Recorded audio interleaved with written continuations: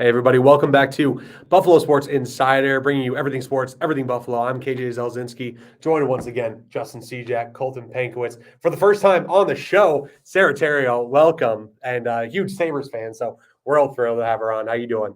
Good, thanks for having me. I'm glad I'm here. Yeah, absolutely. And again, remember, just go and check out our website for anything Buffalo Sports Insider related. Check out our social medias.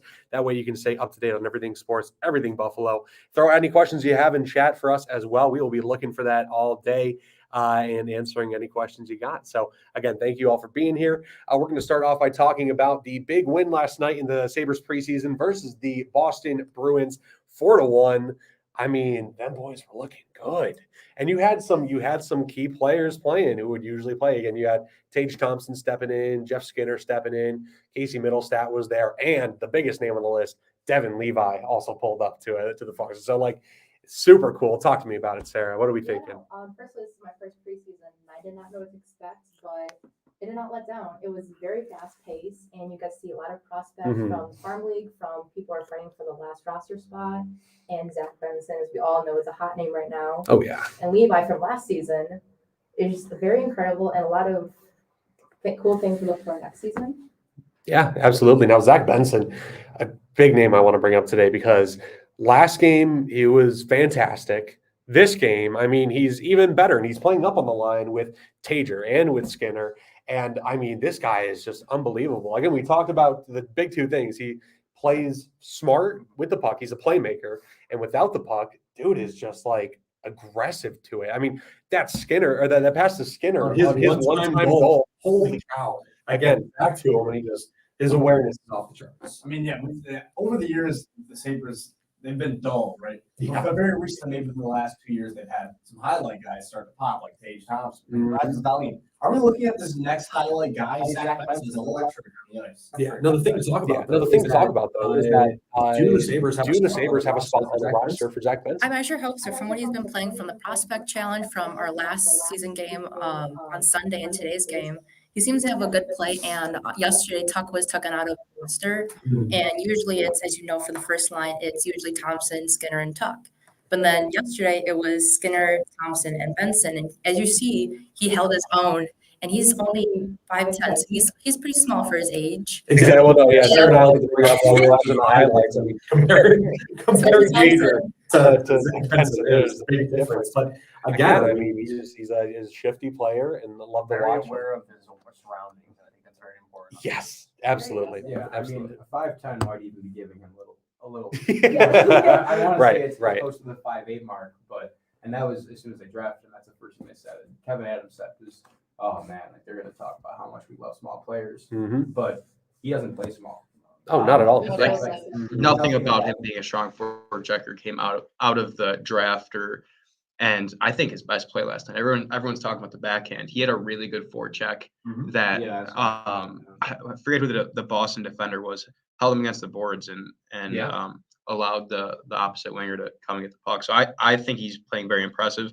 I don't remember the last time a Sabres draft pick outside of the 1 or 2 pick came in and stepped in, in their first season with a team. So I don't think they're even expecting that. So it would be awesome because he's played really well. Right. But it's just tough for me to actually think that he will end up staying up. I think seeing him on that first line, it's kind of like a testament to what the front office his and teammates think. Yeah.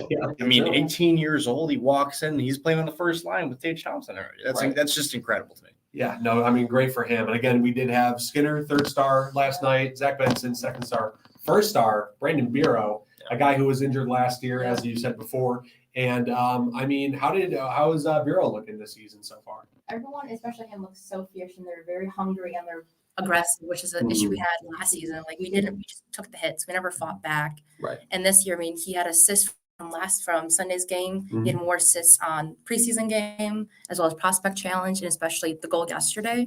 Yeah. And Sunday's game was a shootout goal too. That ended up the game winner. Yeah. So this guy's been looking on fire too. And again, I don't want to go into the conversation of is Brendan Bureau going to be brought up as well. Again, you have Yuri Kulich is another name I think. He'd be good as a backup though, for sure. Exactly. As a backup, let him develop a little bit. Very strong And depth there. exactly. We saw those veterans like Akposo and Gergensen too. will most likely leave within the next year. So there are opportunities to fill this stacked forward room right now. Especially because we got Quinn out too. Exactly. Yeah. I mean, bless Quinn. Yeah. I know I can't wait for him to get back. On the other side of the puck, it's kind of weird saying on the other side of the puck, the other side of the ball. The defensive game, Riley Stillman, I think, had a pretty solid performance. Again, 1 goal, and that dude hits hard. He's another guy that kind of brings that edge, right? Mhm. And then you said we were lacking. Last year, him, I think Jordan Greenway is another guy that likes to bring that aggressiveness, and I think that's what the Sabres have needed for a while now. Yeah, exactly. I mean, Jordan Greenway, I think the last time we were talking on back on Monday, I mean, yeah, that guy is just, again, fierce. Fierce is like the best word to put it. Again, Physical Physical I mean, these forwards guys are too. That's been kind of the theme recently, right? Alex Tuck is very physical, and he's still a highly skilled player too. So, I mean, that's a great combo player right there. And Yeah, I think that physicality is what the Sabres. That's going to be the turning point this year, I believe. exactly. And Joey Ciccone. Joe Ciccone. Joe Ciccone. I can't pronounce that name for the life of me. Youngstown native, I think, led all skaters with a plus-minus 3 yesterday. Yes. Could be wrong. He looked good. He's not going to get a Mhm. shot, I don't believe, unless, of course, there's injuries. I just find it interesting, though. This year, it feels like that 7th defender that's going to be, filling in on certain nights with injury. I felt like last year was a lot of guys who weren't overly physical, puck movers, if you will, very replaceable players. But this year, there's like a lot of It's crowded. yeah, it's crowded, but it's very physical. Like whoever steps in on that night is gonna, bring the boom. They're gonna play aggressively, not overly touchy with the puck, but absolutely like enforcer, if you will, is what it feels like. Yeah. And the last name on the list that we wanted to talk about, obviously, Devin Levi making his preseason debut in the net. Guy's unstoppable. I mean, again, I think the big conversation is around, okay, he can do this for 1 game, right? Like when it comes to an NHL schedule, can he sustain that amount of games? Again, can your body get used to playing that amount of games? What do you guys think? I mean, it would be definitely absolutely be a storyline to watch this year, right? And he's a smaller guy, so the Well, it's a NHL is physical game. I mean, it'll be something to watch, but then you also have UPL right behind him if you do absolutely need him. But Levi's the star of the show this year, absolutely. Yeah, I don't think they're gonna push him too hard to start. I think once, and it's playoffs or bust this year. It's not like It is.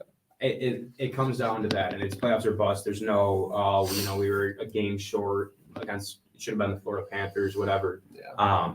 I don't think they'll push him early though. I think it'll be pretty fair share, Comrie, maybe even some UPL in there, and then I think really once that playoff push comes, coming the turn of the year 2024, I think you'll really start to see more of Levi than you will. Absolutely. October. Yeah, and tell me a little bit about Devin Cooley as well, because I think Cooley was having. I Number mean, 62. What a number. yeah, exactly. 60. Yeah, I mean, Get him out of 60 is that. Kind of ugly. Get Levi out of 27 while we're at It it. wasn't too bad. I know is so this is how it worked is Levi played the first 2 periods and then this is the last period. Cooley came in, and the Bruins definitely came hitting. They got 19 shots on goal. He saved 18 out of 19, and he definitely had some really good saves. He's very agile and very in tune in the game, especially when everyone's crowding your crease. You have to watch what you're doing, especially when you're goalie watching the puck, because one little slip up, Yeah. you know they're scoring. Absolutely true. And again, excited to see these Sabres back in action tonight versus the Toronto Maple Leafs, tomorrow versus the Pittsburgh Penguins. Yeah? Yep. Something like that. Again, really excited to see these guys play. And special thank you to Sarah for thanks for joining having us me. first time on the show.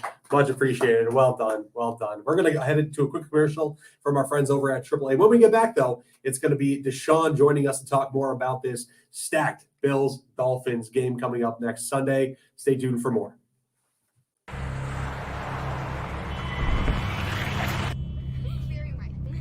You wouldn't do that. So why do you do this?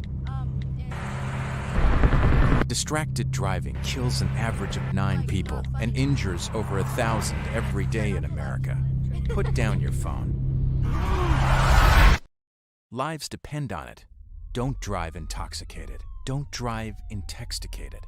A sobering message from AAA.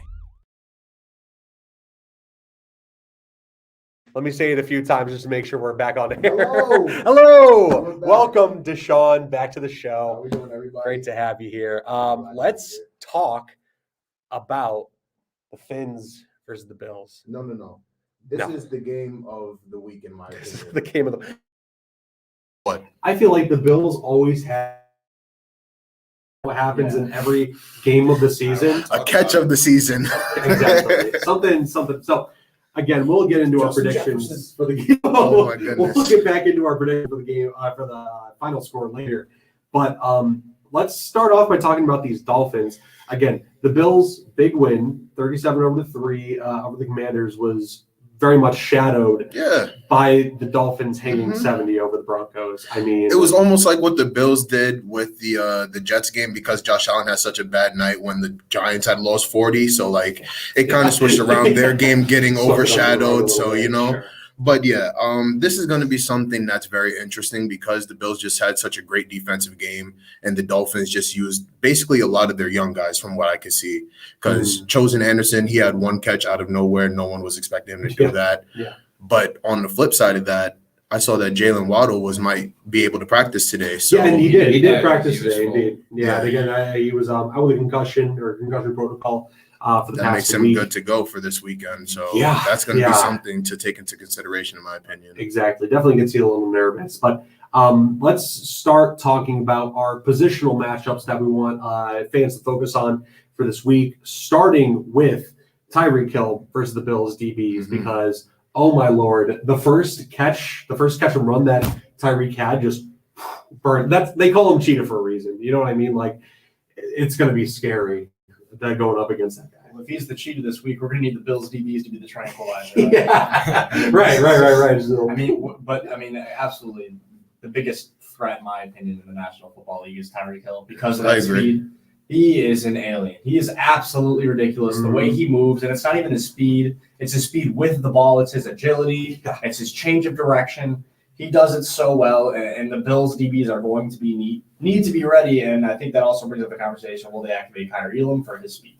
Yeah, that's exactly what I was going to say. Is I wonder if Elam is activated this week just because, Benford's been the guy. He's very smart, but you can only be so smart. Yeah. There is nothing you could, you can know exactly what he's doing. There's nothing you can do about it. The Bills defense knew what he was doing 2 years ago in Kansas City, but it didn't matter. Yeah. It never matters. That guy finds the edge faster than anyone in the league. now, if you sub out anybody for Kyler Elam, who would it be? You taking out- are you taking out Dave I almost Jackson, think he's or- going to be a package player. Yeah. I don't think he's Okay. going to get a whole ton of snaps. No. Sure. But the thing is, with Tyreek Hill, you're always going to have that overhang safety anyway. Right. You're going to have help no matter what, no matter who you are. It just helps to have that added element of speed. I'm just not that confident in how much you want to shadow. I mean, Hyde, I don't know that practice. He didn't practice today. He has a hamstring injury. And Poyer, I don't think he did either with knee soreness. Mhm. And A lot of guys if he out did, he was practice. limited. So I'm intrigued to see what they do there.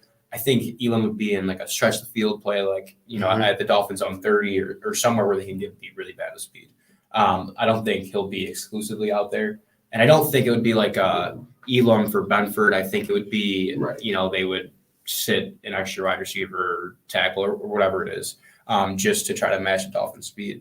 I wonder, the Bills haven't exclusively put, for example, like Trey White on a team star receiver. They play sides like a lot of guys in this league. So it depends what the Dolphins do. And Right. McDaniel is a genius. So I'm glad you brought that name up too, because I think one of the other positional matchups, it's not even, you can call it a position, head coach versus head coach. You have McDaniel, who's been leading this Dolphins offense versus the McDermott-led Bills defense. This is going to be one to watch for sure. Is Mike McDaniel the most likable coach in the NFL? I hate it. Yeah, do you really? I He's enjoy so snarky. Do you? That's why I feel like he is so unique from other. That's like why I like Dan Campbell. You gotta Dan look at Campbell, it, Do I though. respect him? Yes, I hate him. I think that's the thing, though. You just have to respect the way that he came up because people look at it as he was the ball boy for the Broncos 2-3 seasons ago, and then he just Don't say points that. it. That's crazy. He looks young, but he's not that young. Right. I believe it was a decade or so. I I could have respect. sworn it said No, 2 no, based it on is. what I He's- read. I apologize. No, you're fine. My point is just like he is one of those coaches that has come up recently that. And 10 years ago, because he's so young, wouldn't have got respected. And I think Sean McVay might have changed that with That coaching treatment. right. That's true. And McVay, It's Shanahan. insane. It's insane. Mhm. I can't even get into it how insane. And McDaniels had a quote yesterday, I think it was, and it was just like, however everybody else coaches, you have to coach the opposite. Yeah. And you have to create a whole new offense backwards. It's just backwards. And that's what that offense is. And we're going to get more into it, but the way that they look is unlike any other offense in the league. Positionless. It's positionless football. Yep. You get your playmakers in space. Exactly. Devon A-Chain, or however, what was it? How did you want to H&A, say I it? believe. They changed it to Achane. the media log to Achane. It was a chain. He asked for Achane. Yeah, So you it got is- him, you got Mostert, you got Hill, Right. Waddle. I guess if they do activate Anderson, Yep. it's just so much speed on that offense. It's ridiculous. Exactly. I think we were talking about it before. I think the way to beat a positionless offense is to have a positionless defense too. And again, that's another conversation. I mean, we're talking about bringing up Alam, and that's kind of like playing more man to man, kind of what he's used to.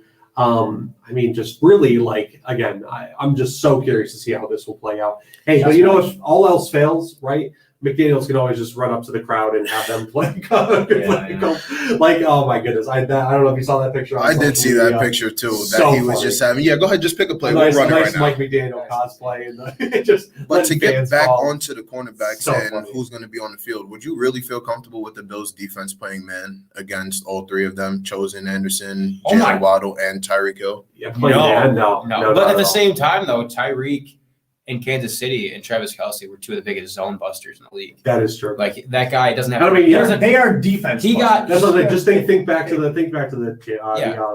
Tyreek's biggest critique against him is that he can't run routes. Well, it's not that he can; he doesn't have to. Right. He just finds his zone, catches the ball, and he takes off. Mhm. No, almost nobody else in the league can say that. Has that much talent, that much speed, Exactly. and so he's almost a positionless receiver, if you will. Exactly. And remind you that this none of this offense is possible without Tua Tagovailoa, who again was under not criticism, but again he was concussed a lot last Mhm. season. And Yes. exactly. Wasn't looking great.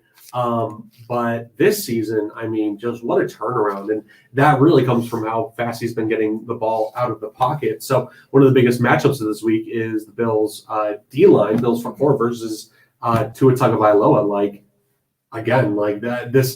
Tell me, list me some of these stats, Colton, about two of the season. So he's been pressured on 8% of dropbacks. We'll just say 8%.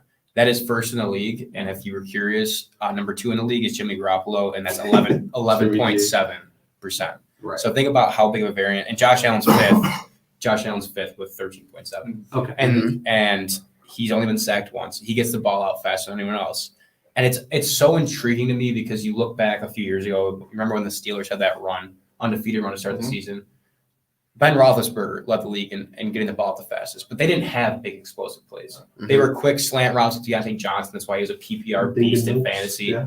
But it doesn't matter because they get the ball in Tyreek's hands somehow. He averages like 10 yards, air yards, in between him and the ball that fast. And then Jalen Waddle is the opposite. He catches it close to the line of scrimmage, and his yards after the catches are just insane. So it's so like yin and yang, their offense, and it works so well on every aspect. Mostert, Achane, Waddle, and Tyreek. It's so versatile, and they can beat you in so many different ways. Remind me, what did the Dolphins give for Tyreek? The haul is crazy. It was like Because how does that it's happen? not even. It wasn't even anything insane. Oh, I can't remember. If you look back at the yeah. transaction, it's a highway robbery. Exactly. That's what I'm saying. I mean, again, for them to get this kind of offense, it's just It's revolutionary. It's revolutionary. This Yeah, is something you're going to look back when you're they're doing 50 and you're like, man, this is when it started. Exactly. I mean, just scary to go up against. So, how do the Bills beat these guys? Again, the team They that, don't allow them to do what they did last week. of course. Because Of course. Yeah. what happened? Don't let Wow. 70 points go up. Yeah, but I don't think it's going to be broken down just to that simple of don't allow 70 points. no. It's really don't allow the runners to do what they did because I don't believe that Raheem Mostert is capable of putting up 13 carries for close to 180, 170 yards. Yeah. So that's something that I think the Bills defense is going to be able to contain differently than the Broncos defense was able to I think do. that conversation starts with tackling in space, right? I mean, these guys, they're electric after the catch. So once the ball gets in their hands, if it does happen, you got to bring them down. Mhm. There's no bad tackling this week. We need Taron Johnson on all 10. Yeah. TJ, put him in. Well, Put him in. I think the intriguing stat was that the Broncos are the worst in the league at bringing down players. They allow the most yards after contact, and the Bills are second. So Okay. it's going to take a lot to get those players down. But for me, I think the key to win is you just got to capitalize. Yes. It wasn't necessarily a close game, But the Broncos fumbled back-to-back drives, and those were 2 touchdowns. Mhm. I mean, they And scored that's- almost and that's every drive. momentum. And that's momentum. Yeah. And at that point, your players are done. Everyone's done. We're down by 30. Exactly. So I saw, I mean, everyone saw Bills Jets. Mhm. You know, Josh Allen didn't just throw picks. He threw picks on the outside of the field where there was at least 3, maybe 7. Yeah. Just one of those, and the Bills win the game. Yeah. You know, if you throw a pick in the outside of the field or God forbid the red zone, you're going to lose the game. There's no ifs, ands, or buts about Timely it. turnovers. Yeah, exactly. And again, we talk about, I like to talk about Josh Allen being a rhythm quarterback. You know, you need to get him on the field, get those chains moving, keep him on the field for as long as possible. Mhm. And that's how you get him, like, again, to just perform. Again, when you have, thinking back to the Jets game, you know, throwing picks like that, taking him off the field so quick, he doesn't have time to stay on. And again, that's something with the Dolphins is the Dolphins, I mean, drives that are just lasting so long. Keep them off the field is another key I think that we want to really talk about too, because Long drives. Exactly. Long drives and keep their time of possession down. That's what we're going to need. And then that starts with the run game, right? That starts with James Cook. And that's a stifling run defensive front with Christian Wilkins starting right there. So Yeah. it'll be interesting to watch. Exactly. And I do enjoy, again, talking about the trenches. I know we covered it a little bit as well, talking about, you know, between Tua, getting the ball out. Our front four is like terrifying. Like our D-line It's terrifying, but if anyone's offensive line got slack in the offseason, it was the Dolphins. Yeah. They've allowed 1 sack. I mean, that's kind of disturbing to me. And we talked about pressure rate. Yeah. And yeah, a lot of it is Tua getting the ball off fast, but there's players in the league that still get there that fast. Mhm. And so obviously they're doing something right. And it's a combination of McDaniel just being a genius and knowing how to run the offense most efficiently. Ron Armstead at left tackle helps too. Exactly. Yeah. Yeah. No, I mean, I like it. Isn't it just so weird? Because again, it's either I agree with you with the statement that it's not really just the O-line. It's again how they worked Tua into getting just I don't know. You know what I mean? Like just they've worked Tua differently. I mean, Confidence is key. Exactly. He's built a lot of confidence in this easy offense. Exactly. I'm not discrediting Tua by any means. Yeah. I mean, there's a lot of people that could succeed in this offense, I think. 100%. Imagine if they took Justin Herbert. That's all. You know, it's over. It's over. Interesting. Which I wouldn't want to see. This is a totally different topic, but I think Justin Herbert as well. I want to see him succeed. I think he's been underrated. That's my That's not going to happen with the head coach he currently has. No, with Brandon Staley, absolutely not. A lot of people calling for his job, like every game. Yeah. Not as much as Matt Canada, He went but for it on 4th and 1 inside zone 20. And he didn't get it. He got bailed out by Kenneth Murray. exactly a conversation for the other day. But I think again, the last key, we won't rehash this one because we've been talking about it all stream so long, is beware the cheetah. You know what I mean? I mean, just dangerous. Not just the cheetah. Waddle too is again just hugely dangerous to Attempt to limit big our plays. secondary. Yes. Exactly. Yeah, it's a very keyword is attempt here. And I think anyway, Sean McDermott talks about all the time, complementary football. You know what I mean? If our defense can make big stops, that gets our offense back on the field quicker. Our offense stays on the field long enough to keep their offense off the field. Maybe you get a special teams break in there. Who knows? Exactly. Yeah. And you know what? Find a way to win, I think is the biggest thing this week. I cannot believe that they haven't flexed it to a later time. I keep saying that. I mean, it's still a 1 p.m. game, whatever. Me personally, I'll be watching Bears Broncos. Yeah, the Caleb Williams Bowl. Yeah, I'm excited to see that one. But again, all this and more coming this Sunday, 1 p.m. Man, if you're not watching, what are you doing? I mean, this is going to be arguably the game of the season for both teams. I mean, the funny thing is they meet another time later as well. What do you envision the score being like, KJ? So the final score. Come back to me. Let me think about this a little bit more. You go first, Justin. You can give it to me. Go ahead. Yeah, I was about to say. Who has it first? Justin's I'll confident. Man, I'll go. Maybe he's not confident. I'm not confident. I'll go Dolphins 38, Bills 28. Sure. Wow. So I'll go next, and this is going to come off biased because we're in Buffalo, but I actually see it being a considerably low-scoring game. Really? Considerably, I mean like under 30. A team. So I feel like it changed a lot last year. Bills went to Miami with that heat. They don't have that this year. 27-24 Bills. Sure. Well, I can tell you if you're a betting person that the Dolphins are seen as the underdog for this game. So Yeah, I will I be think they're going number with the one. Dolphins. Yeah. And I just feel like they just have that offense that will be very scary for the rest of the season. So I see them winning about 30-20 this game. Sure. Give me 34-31. I think, again, it's going to be Dolphins? Bills. Give me Bills. I Okay, think so- it's going to be a field goal game, one possession game, all the way to the end. McDermott manages the clock, and I think that's how we get. But just squeaking by though. But again, we'd love to hear your take on this game on our social media. So make sure to tweet at us, hit us up on YouTube, TikTok, Instagram, Facebook. Check out our website, buffalosportsinsider.com, for more Buffalo Sports Insider content. Everything sports, everything Buffalo, being brought to you by KJ Zelzinski, Deshaun Francois, Colton Pankowitz, Justin Cejak, and Sarah Terrio over there in the corner somewhere. Thank you very much for joining us. Have a great week. Take care of yourselves. Go Bills. Bills.